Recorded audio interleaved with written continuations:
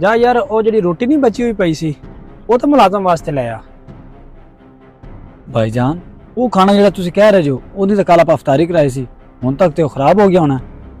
ਉਹ ਕੋਈ ਗੱਲ ਨਹੀਂ, ਖਰਾਬ ਹੋ ਗਏ ਤੇ ਫਿਰ ਕੀ ਹੈ, ਆਪਾਂ ਆਪਣੇ ਮੁਲਾਜ਼ਮ ਨਹੀਂ ਦੇਣਾ। साहब जी मैं घर जाना, मेरी बीवी बीमार है, मैं आधे बच्चों ने इफ्तारी खुद बना के देनी है। सुबह का काम कर रहा हूँ, थक गया, बाकी काम सुबह कर लवांगा। तो यार तू काम कर, तेरी इफ्तारी दा ना मैं इंतजाम कर देंगा। ठीक है साहब जी। इन्हां नूं पट्टे शट्टे भी पा दें।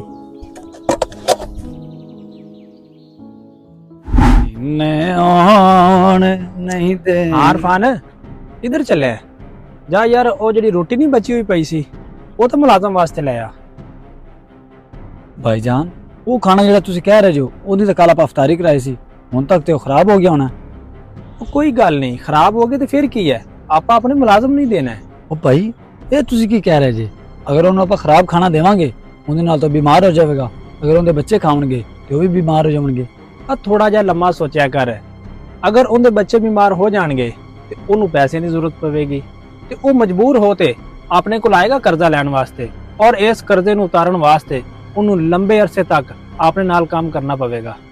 ਤੇ ਦੂਸਰੀ ਗੱਲ, ਜਿੰਨਾ ਸਸਤਾ ਨੌਕਰ ਆਪਾਂ ਨੂੰ ਲੱਭਿਆ ਹੋਇਆ ਹੈ ਨਾ, ਇੰਨਾ ਸਸਤਾ ਨੌਕਰ ਕਿਸੇ ਦੂਸਰੇ ਜ਼ਿੰਮੇਦਾਰ ਕੋਲ ਨਹੀਂ ਆ। ਅਗਰ ਆਪਾਂ ਇਹਦੀ ਮਜਬੂਰੀ ਦਾ ਫਾਇਦਾ ਨਹੀਂ ਉਠਾਵਾਂਗੇ ਨਾ, ਤੇ ਜਿੰਨੀ ਇਹ ਮਿਹਨਤ ਕਰਦਾ ਹੈ ਇਹ ਤਾਂ ਕਰਜ਼ਾ ਆਪਣਾ ਬੜਾ ਜਲਦੀ ਉਤਾਰ ਦੇਗਾ। ਤੇ ਇਸ ਵਾਸਤੇ ਤੂੰ ਦੁਆ ਕਰ ਇਹ ਖਾਣਾ ਉਹ ਲੈ ਜਾਵੇ, ਉਹਦੇ ਬੱਚੇ ਖਾ ਤੇ ਬਿਮਾਰ ਹੋ ਜਾਵਣ ਤੇ ਆਪਾਂ ਉਹਦੀ ਬਿਮਾਰੀ ਦਾ ਵੀ ਫਾਇਦਾ ਉਠਾ ਲਈਏ। ਤੇ ਤੀਜੀ ਗੱਲ, ਇਹ 5000 ਲਵੇਗਾ ਤੇ ਆਪਾਂ 10000 ਲਿਖਾਂਗੇ, ਜਿੰਦੇ ਨਾਲ ਇਹ ਆਪਣਾ ਮਕਰੂਜ਼ ਹੁੰਦਾ ਜਾਵੇਗਾ ਔਰ ਆਪਾਂ ਇਹਦੀ ਸਾਦਗੀ ਦਾ ਫਾਇਦਾ ਉਠਾਉਂਦੇ ਜਾਵਾਂਗੇ।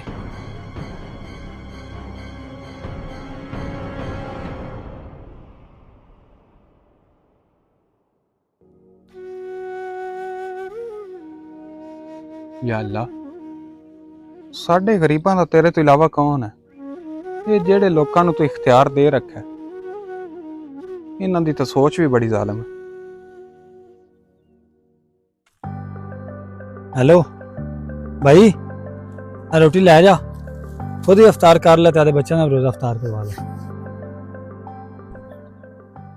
मैनू ये खाना आदे बच्चों नूं देना चाहिए या नहीं? नहीं, मैनू ये खाना सट देना चाहिए, इहदे नाल मेरे बच्चे बीमार हो सकते। लेकिन मेरे बच्चे तो घर दे विच इंतजार करते पे होने, साडा वालिद आवेगा ते सानू खाना मिलेगा। बिस्मिल्लाहिर्रहमानिर्रहीम।